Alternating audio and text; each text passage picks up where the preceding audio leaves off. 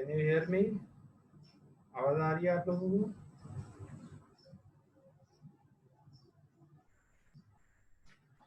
तो ये पुरानी हमारी जो है वो प्रेजेंटेशन थी। मैंने आपको बोला था कि आप जो है कुछ पढ़ के आइएगा और फिर हम इसको इंटरप्रेट करेंगे ईसीजी को। तो कुछ आप लोगों ने पढ़ा है या?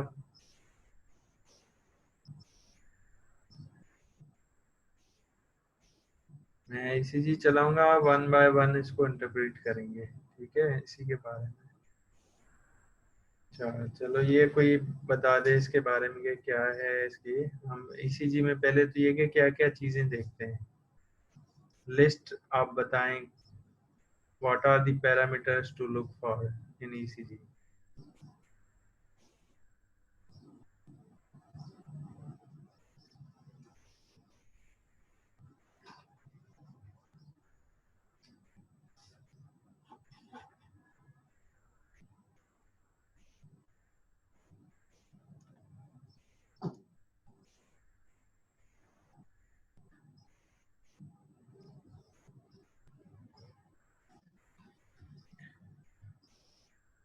सही, रेट, रिदम और axis, P wave, QRS complex.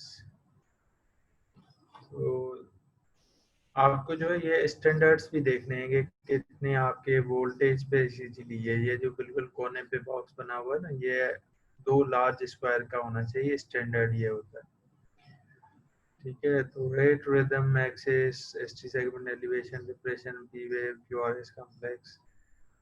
Okay fine. अब इसी ईसीजी में देखें इसका क्या रेट क्या है और रिदम क्या है।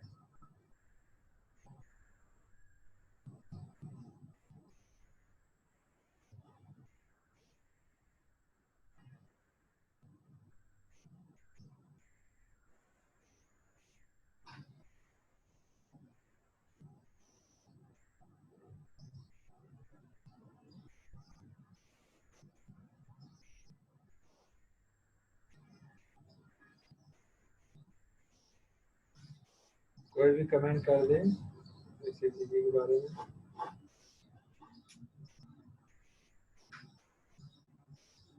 ओके, नॉर्मल साइनसिज्म अगर लिम्बली 2 में देखें, 3 में, तो ये पी वेव नजर आती है। तो every QRS complex is preceded by P wave. तो यहाँ पे भी देखो, तो यहाँ पे और तकरीबन रेगुलर है, रेगुलर विद पी वेव, सो इससे नॉर्मल साइनस रिदम। एक्सिस क्या है इसकी?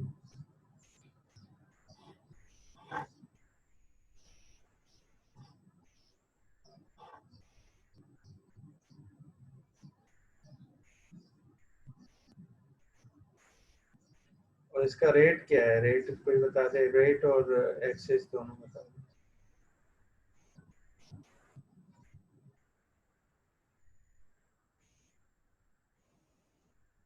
Okay, 60 beats per minute. So आपने 1 2 3 4 5 5 लार्ज, 5 लार्ज स्क्वायर्स, फिर आप 300 से डिवाइड करेंगे तो आपको रेट मिल जाएगा। This is 60 beats per minute. What about axis? Normal है या कुछ और है?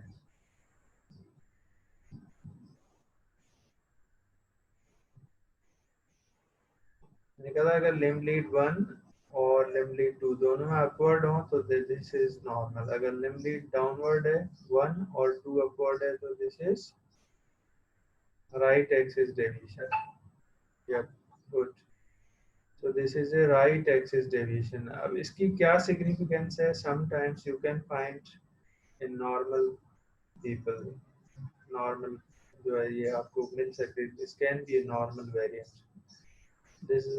Does not imply that this is necessarily abnormal. कभी कभार आपको नॉर्मल वेरिएंट भी राइट एक्सिस डेविएशन मिल सकता है। और ये कि राइट एक्सिस डेविएशन के साथ अब आपको और क्या देखना है? पीआर इंटरवल कितना है इसमें, पी वेव की मॉर्फोलॉजी, पी वेव की मॉर्फोलॉजी क्या है और पीआर इंटरवल कितना है। This is the right axis deviation. अच्छा है। अब ये क्या पी वेव और पी वेव पीआर इंटरवल बताएं कितना है।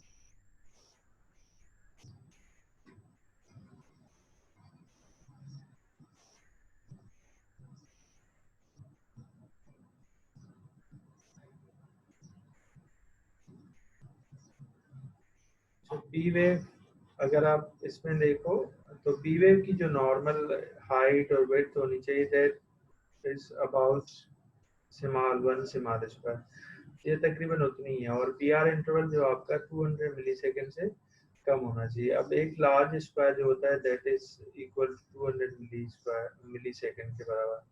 तो आप यहाँ पी से स्टार्ट लेके क्यू वेव की स्टार्ट तक देखें तो तकरीबन ये 4 स्मॉल स्क्वायर के बाद तो 1 अप्रॉक्सीमेटली बिल्कुल ठीक है 160 मिली सेकेंड या 0.1 सेकेंड के बराबर है पी आर इंटरवल। तो this is okay. Now do you see any abnormal Q wave? अब आते हैं हम क्यू आर एस कॉम्प्लेक्स की मॉर्फोलॉजी की तरफ। उसमें हम Q wave, R wave, S wave देखना है। तो क्यू वेव जो है आपको कोई एबनॉर्मल नजर आ रही है या नहीं आ रही? Do you see any abnormal Q wave? Abnormal Q wave वो होती है जो आपको किसी दो कंसेक्यूटिव लीड्स में मिले और इसकी जो हाइट होती है that should be more than 1/3 of the R wave. तो यहाँ पे कोई ऐसी टू कंसेक्यूटिव लीड्स में ऐसी क्यू वेव में है या नहीं?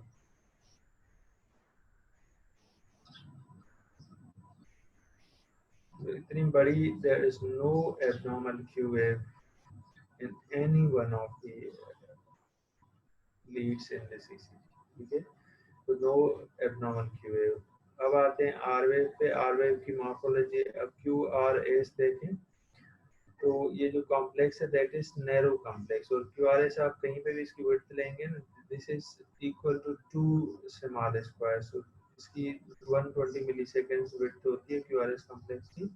तो सीसीजी में देखें is equal to 80 to 100 milliseconds.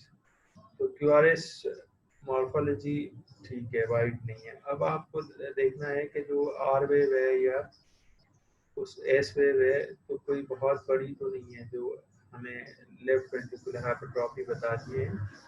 तो आपकी जो है कहीं पे भी आप देखें तो इट इज किसी भी लीड में जो है it is not more than 3 or 4 large squares.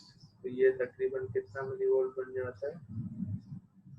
1 2 3 तकरीबन 3 तो 1.5 मिली वोल्ट बन जाता है। This is not left ventricular hypertrophy. अब लेफ्ट वेंट्रिकुलर हाइपरट्रॉफी को डिनोट करने के लिए, उसको डिटेक्ट करने के लिए we have different parameters, we have different algorithms जो उसमें हम अप्लाई करते हैं। उसको एक जो रफ आइडिया होता है कि अगर आपका एवीएल में अगर 2 लार्ज स्क्वायर से ज़्यादा है R wave then this shows that the patient has got left ventricular hypertrophy, but this is not specific, इसकी स्पेसिफिसिटी इतनी ज़्यादा नहीं है मगर this can be। और दूसरा जो है आप इसके V3 की आर वेव लेते हैं, इसकी एस वेव, और यहाँ पे V5 की आर वेव लेते हैं। इसका आप मिलाते हैं दोनों का कि कितना जो है वो मिलीमीटर हाइट बन जाती है। सो ये भी कोई इतनी ज़्यादा नहीं है, 28 और 38 होता है उसमें। तो डिफरेंट जो है हाइपरट्रॉफी का जो है डिफरेंट क्राइटेरिया होते हैं। सोकोलोव लियोन्स क्राइटेरिया है और भी 2-3 है, तो उसमें हम वो फिट करते हैं मगर इसमें कुछ ऐसा नहीं है। अब आते हैं एसटी सेगमेंट पे। तो एसटी सेगमेंट पे कोई कमेंट करें, what is about ST segment इस ईसीजी में?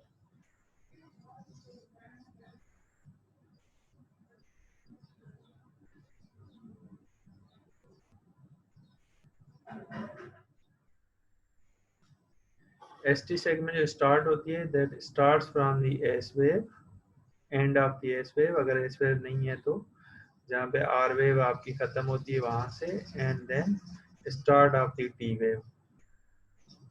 तो इसमें आपको कोई एबनॉर्मलिटी मिल रही है एसटी सेगमेंट की in any one of the leads in this ECG?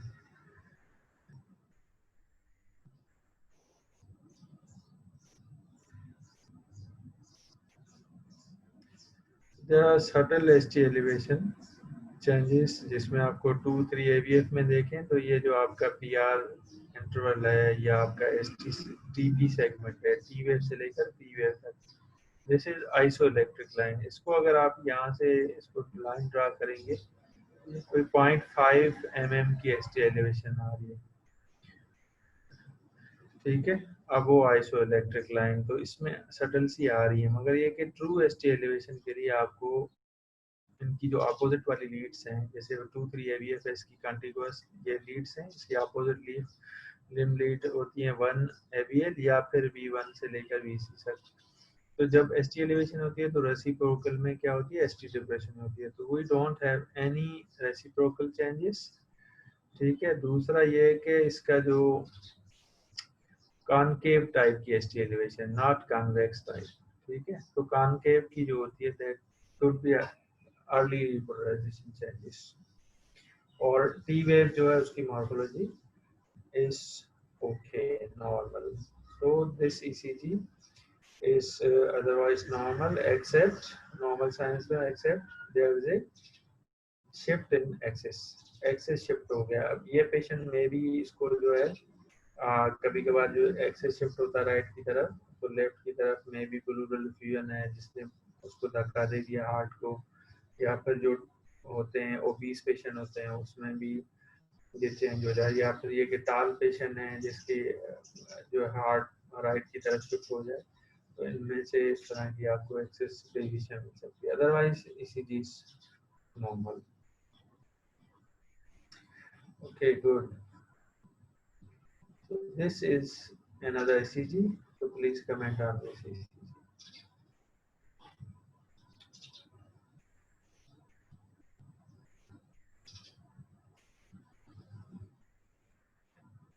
Three, four students are responding. Please respond.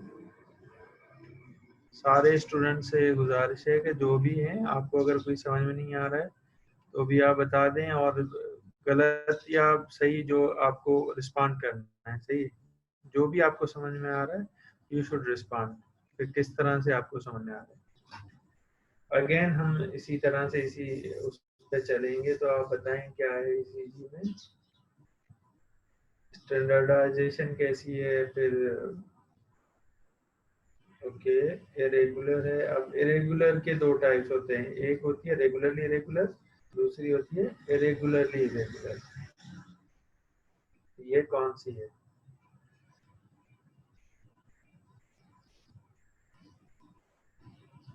Axis ठीक है, हमारे पास इरेगुलरली इरेगुलर रिदम है, और इरेगुलरली इरेगुलर रिदम में एक ही कंडीशन होती है, उसमें होती है that is atrial fibrillation. So this is irregularly irregular rhythm. अच्छा ठीक है, एक्सेस शिफ्ट नहीं है, नॉर्मल है। अब रेट बताएं, रेट किस तरह कैलकुलेट करेंगे, कितना है?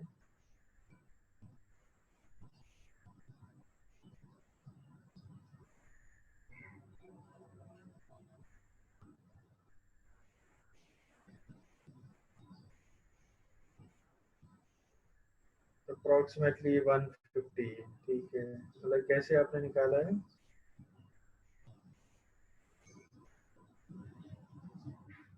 आपको 6 सेकंड्स की स्ट्रिप लें, 30 सेकंड की स्ट्रिप लेनी है, मतलब 30 लार्ज स्क्वायर और 6 सेकंड की स्ट्रिप। तो आप यहाँ से काउंट करें और वो उसमें देखेंगे ये कितना आ रहा है 6 सेकंड में।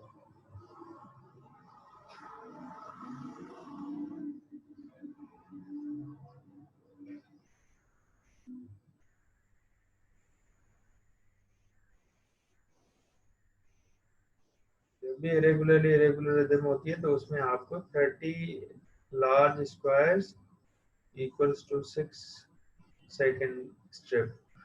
तो उसमें देखते हैं कि आप 30 सेकंड लार्ज स्क्वायर में कितने क्यूआरएस कॉम्प्लेक्सेस आ रहे हैं। ये तकरीबन 160 से ऊपर ही बनना है, ठीक है। तो ये आपका रेट हो गया। अब यहाँ से आप देखें ना, तो यहाँ से आप कैलकुलेट करें 1 2 3 4 5 6 7 9 10 11 12 13 14 15 19 20। ये तकरीबन 190 के अराउंड बनता है, सही है। ओके, सो पी वेव तो नजर आ नहीं रही है, तो पी वेव मॉर्फोलॉजी और पी आर इंटरवल को तो भूल जाएं. What other thing we have to look for, इसमें हमने क्या देखना है? और क्यूआरएस कॉम्प्लेक्स. क्यूआरएस की मॉर्फोलॉजी क्या है?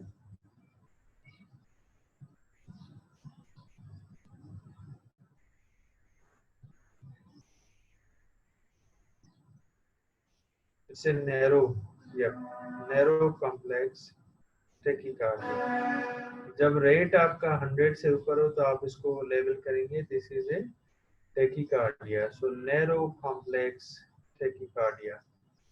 क्यूआरएस कॉम्प्लेक्स आपका जो नैरो है. Do you see any abnormal Q wave in this ECG? कोई लार्ज क्यू वेव आपको नजर आ रही है या नहीं आ रही किसी भी लीड में?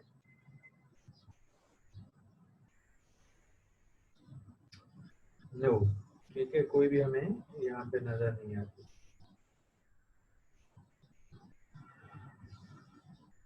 ये तो एवीआर को भूल जाए. एवीआर में आपको मिलेगी हमेशा नेगेटिव डिफ्लेक्शन होती है एवीआर में ना. AVR is the only lead in which you will find negative QRS complex, negative inverted P wave भी मिल सकती है. You can find inverted P wave in AVR. So AVR is an exception. Look at other leads, 2, 3 AVF or V1 से V6 तक. So what about ST segment?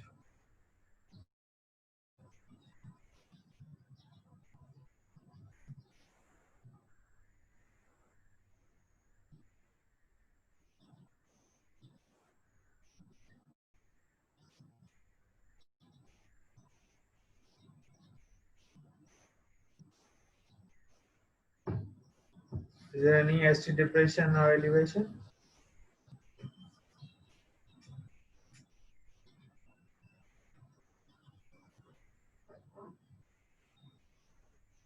इसमें कोई वाजे आपको ST depression या 0.5 mm की आपको मिल रही है इसमें रिदम स्ट्रिप में, और यहाँ पे भी कुछ मिल रही है, मगर दिस इज नॉट सिग्निफिकेंट. ठीक है, तो एसटी डिप्रेशन नहीं है, एसटी एलिवेशन नहीं है.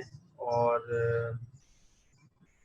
टी वेव देखें तो T wave is perfectly fine. So other than irregular rhythm and tachycardia, narrow complex tachycardia, we don't have any other abnormality. So this patient has got atrial fibrillation with fast ventricular rate. इसको हम पूरा पढ़ेंगे. This patient has got atrial fibrillation with fast ventricular rate. Okay.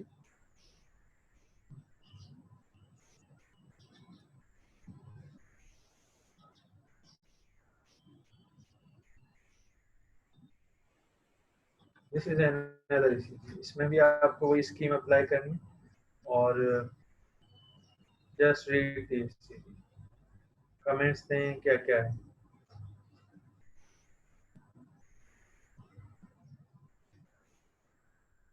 Irregular rhythm.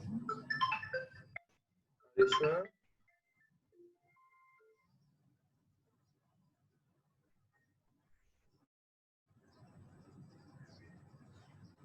Hello, hello, hello. हाँ हाँ.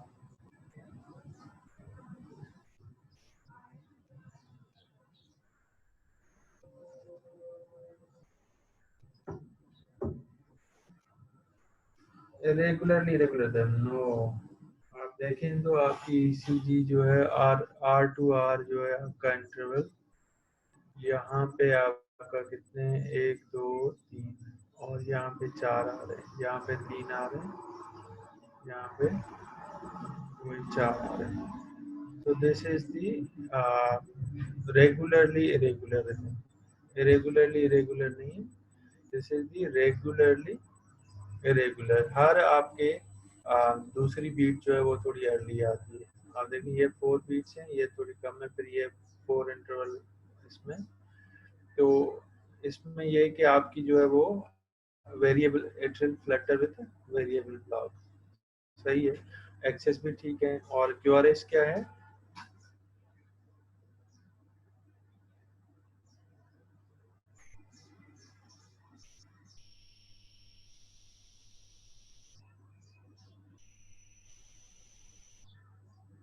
QRS is narrow. और rhythm strip को देखना है तो यहाँ पे एक्चुअल फ्लटर वेरिएबल ब्लॉक है, तो एक जो आपकी 4 पे आ रहा है, दूसरा 4 पे, तीसरा, तो अभी इसको आप कह सकते हैं कि this is a regularly regular, ठीक है। फिर एक इंटरवल के बाद एक दूसरा जो रेगुलर आ रहा है।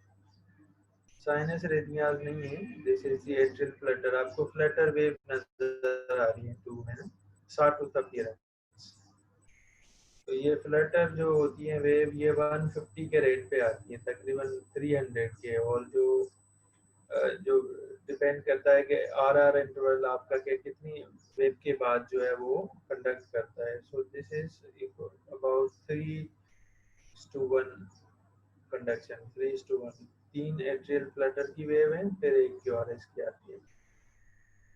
ओके, सो अब आप बताएं इसकी क्यूआरएस मॉर्फोलॉजी क्या है।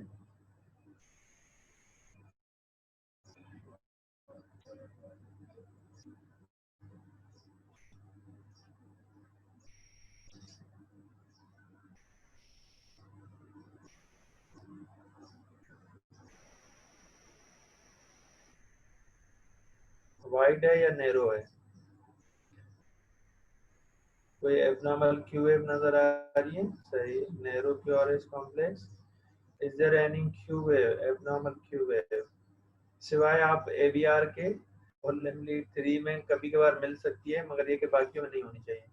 सो लिमलिट 1 में देखें, 2 में देखें, तो कोई लंबी सी बड़ी सी क्यू वेव हमें नजर नहीं आ रही। क्यू वेव वो होती है जो फर्स्ट नेगेटिव रिफ्लेक्शन होती है। So there's no abnormal Q wave. Okay, fine. Then P R interval तो आउट हो गया, क्योंकि ये एट्रियल फ्लटर फिब्रिलेशन में आपका पी आर इंटरवल इतना अच्छा आइडेंटिफाई नहीं होता है। अब आप देखें तो इज देयर एनी, और आपको यहाँ चेस्ट लीड्स में आर वेव की प्रोग्रेशन भी देखनी है कैसी है। V1 V2 में देखें तो किस तरह से अपवर्ड जाती है, ठीक है। तो दिस शुड बी दी आपकी जो आर वेव है, यहाँ से V1 से स्टार्ट होती है, देन शुड ग्रो, और V6 तक ये टोटली जो है आर वेव आपकी कंप्लीट होनी चाहिए, और एस वेव V5 V6 में नहीं होनी चाहिए बड़ी वाली। So this is the normal R wave progression. कोई हाइपरट्रॉफी का आपको एलिमेंट नहीं मिल रहा है, लेफ्ट वेंट्रिकुलर हाइपरट्रॉफी का। एवीएल देखें तो विद इन 2 लार्ज स्क्वायर है, यहाँ पे भी आप देखें तो आपकी R wave is approximately within 4 large squares। और यहाँ पे आपकी एस वेव भी देखें तो इतनी बड़ी नहीं है, this is between 3 large squares. तो अब आप उसको कंबाइन भी करेंगे तो you will not have any criteria fitting for the left ventricular. सही, ओके गुड। तो टी वेव कैसी है अभी इसमें देखें, तो अब ये है कि बहुत सारी जगह पे आपका फ्लटर वेव टी वेव पे आ रही है, मगर कहीं कहीं आपकी अच्छी नजर आ रही है, this T wave, this T wave. और एस टी सेगमेंट भी आपकी नॉर्मल है, तो कोई डिप्रेशन या एलिवेशन नहीं है, T wave morphology is good. Okay, so this patient has got axis भी normal है, तो this patient has got atrial flutter with um, variable block, or there's no any other significant abnormality in this ECG. This ECG is taken on normal standardization कि 10 millivolt का 10 millimeter is equal to 1 millivolt। जो 2 large square है उसके ने 1 millivolt दिया है। देखिए ये जो डिब्बा होता है ये आपके मिलीवोल्ट को बताता है कि कितने मिलीमीटर को उन्होंने 1 मिलीवोल्ट के बराबर किया। कभी कभार ये छोटा भी कर देते हैं 5 का, तो फिर आपका सारा ये ईसीजी छोटी नजर आती है। मगर आपको फिर यहाँ पे देखना होता है कि ये जो आपकी स्टैंडर्डाइजेशन की गई ये कैसे की गई। Fine, what about this ECG?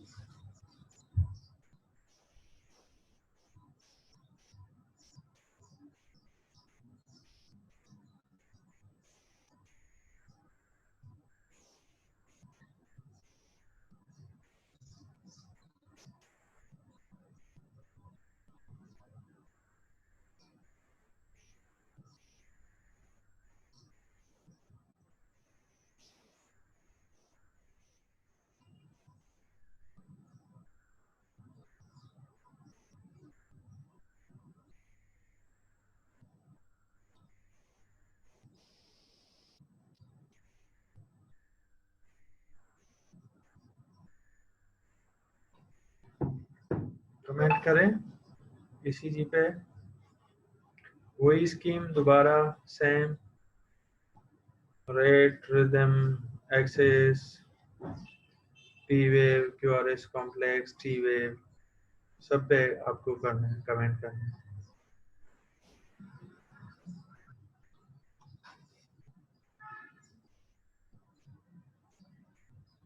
समझ में आ रही है या नहीं आ रही इसीलिए?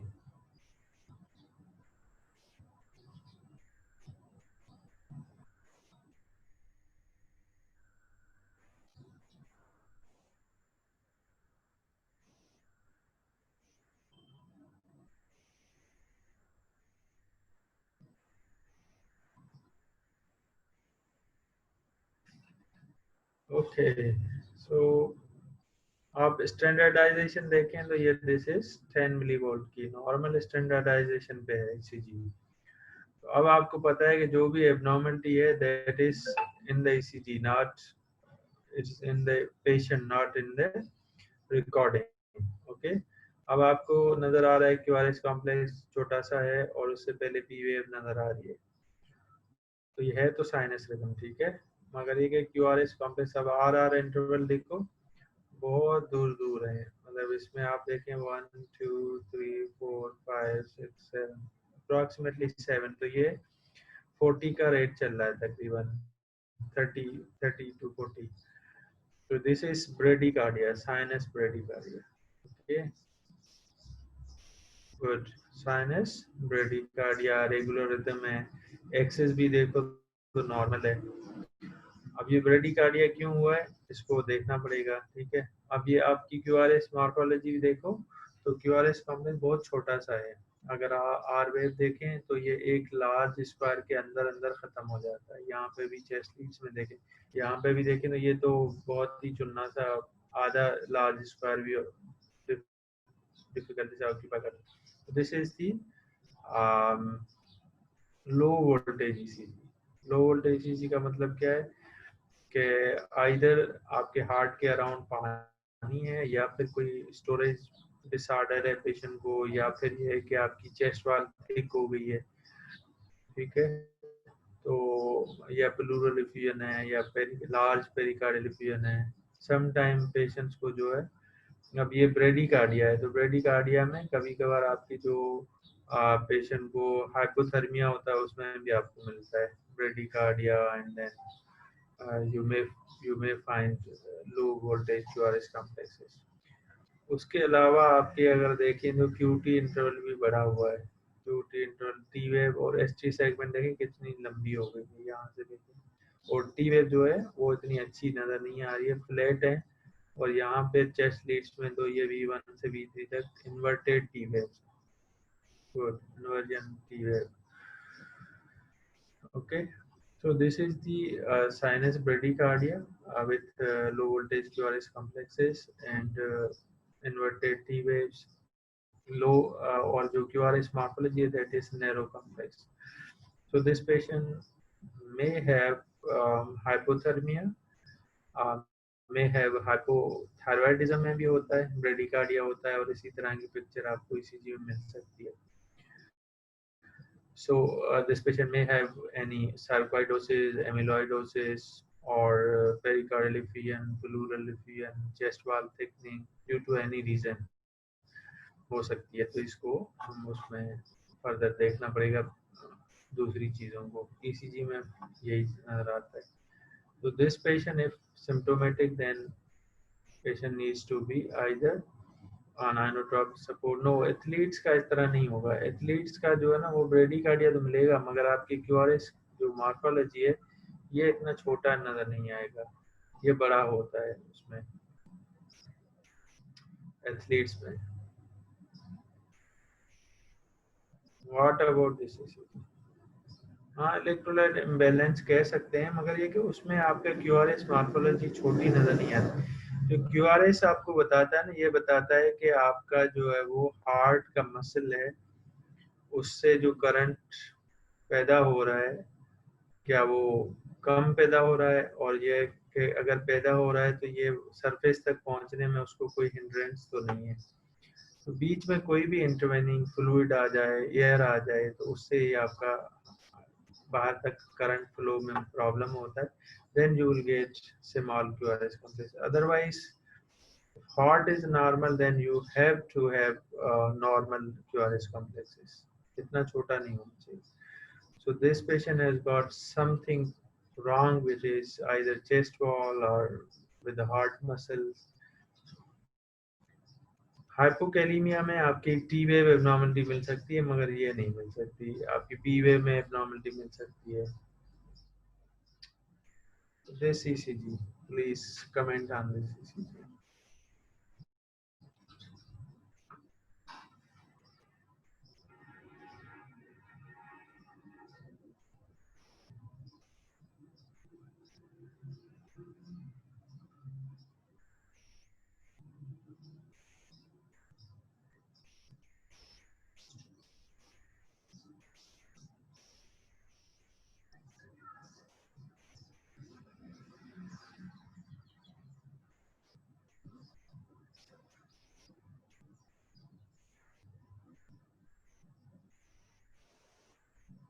Okay,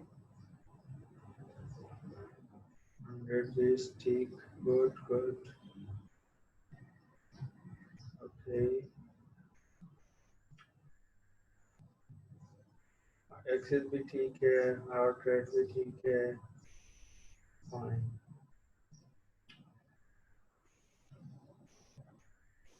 Narrow QRS complex, good. Okay, what about PR interval, P wave?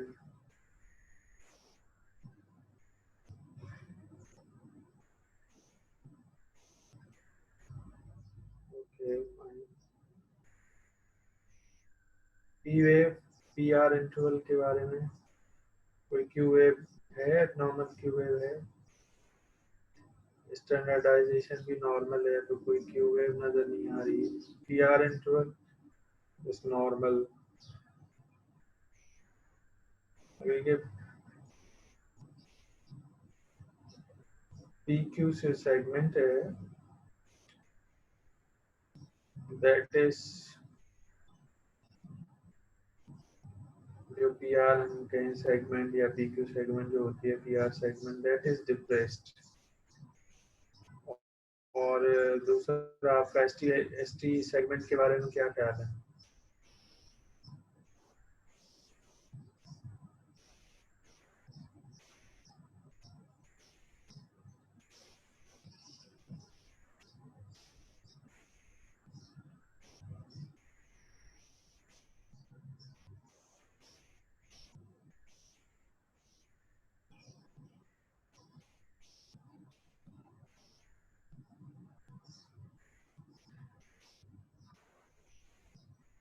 There is ST elevation, ठीक है. ST एलिवेशन सटल सी, हाँ बिल्कुल 0.5 की है, जो आपको तकरीबन सब लीड्स में मिल रही है. V2 V3 देखें, V5 V4 से V6 तक लिम्ब लीड्स में देखें, या ये जो बाइपोलर में देखें 2-3 AVF में, सब में सटल सी एलिवेशन है और इसमें कोई रेसिप्रोकल चेंजेस नहीं है. तो यहाँ से आपका माइंड डाइवर्ट हो जाता है कि there is no MI but something else. और क्या हो सकता है? अगर किसी का PR इंटरवल डिप्रेस हो along with ST elevation or no reciprocal changes, then this is a strong indication that the patient is suffering from pericarditis. So this may be ECG of pericarditis. ठीक है. Pericarditis क्या है? जो heart के around जो layer होती है, membrane होती है, दिस इज पेरिकार्डियम, कवरिंग जो हार्ट की होती है, और उसकी इन्फ्लेमेशन हो जाए, दैट इज कॉल्ड पेरिकार्डाइटिस. और वो जो हार्ट को क्या,